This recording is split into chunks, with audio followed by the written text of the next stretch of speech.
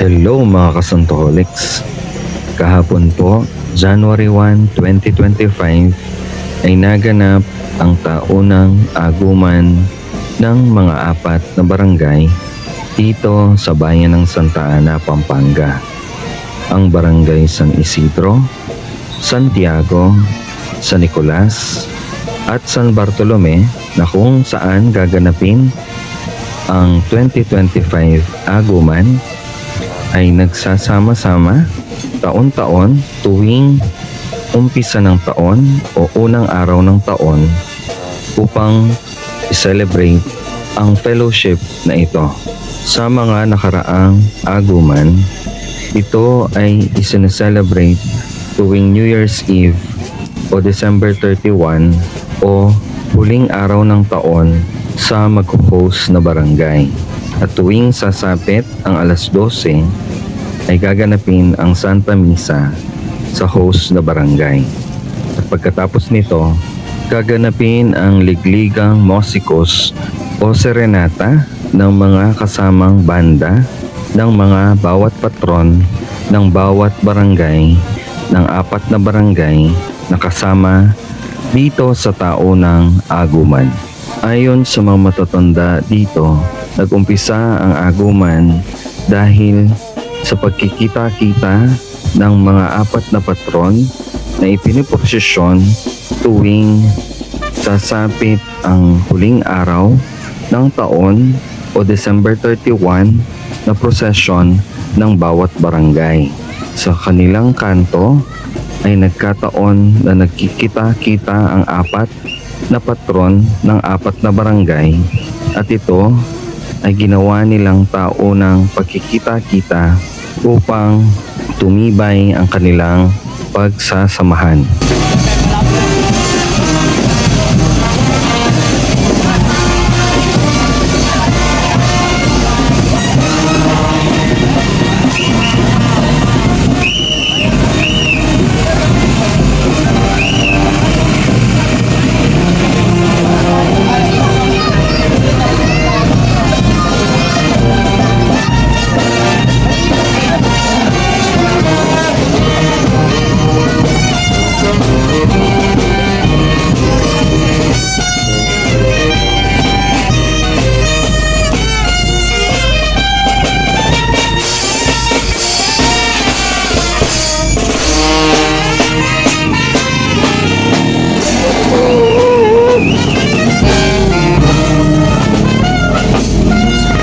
Ito po ang mga simbolo at susi na ililipat mamaya sa turnover ceremony ng aguman. Ang simbolo ay may larawan ng apat na patron ng apat na barangay na kasali sa aguman.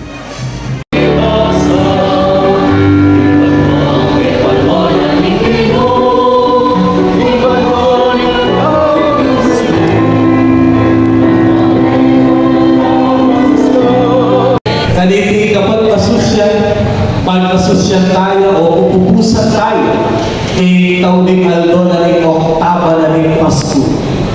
Makagan mo naman pagkasosyan tayo ngayon ay solemnidad ng Maria at tingin na rin Diyos. Ating lalabanan. Panakip na king pasting Pasko king Dimon, dahil ika nakarela yung sinabi na rin Angel Cocolqueo. Ating sa ng dekarang ng balita na tungkol, balita na rin Pasko, may pamulala ng hemunan. Pagkatapos ng Santa Misa ay ginanap ang turnover ceremony mula sa host barangay patungo sa susunod na host barangay. Ang host barangay ngayon, 2025 ay ang Barangay San Bartolome at ipapasa ito sa susunod na barangay, ang Barangay San Isidro, sa gaganapin na Aguman 2026.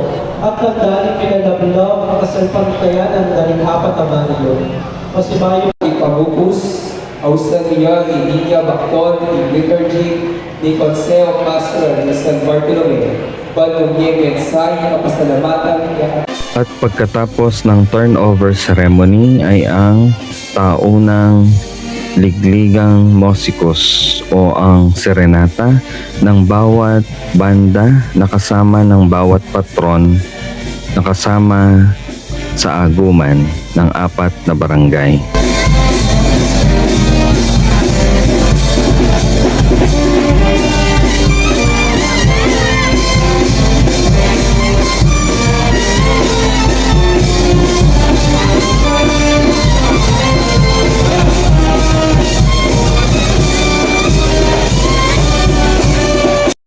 At pagkatapos ng ligligang musikos ay ang paglabas ng prosesyon kasama ang mga patron ng mga barangay na kasama sa aguman.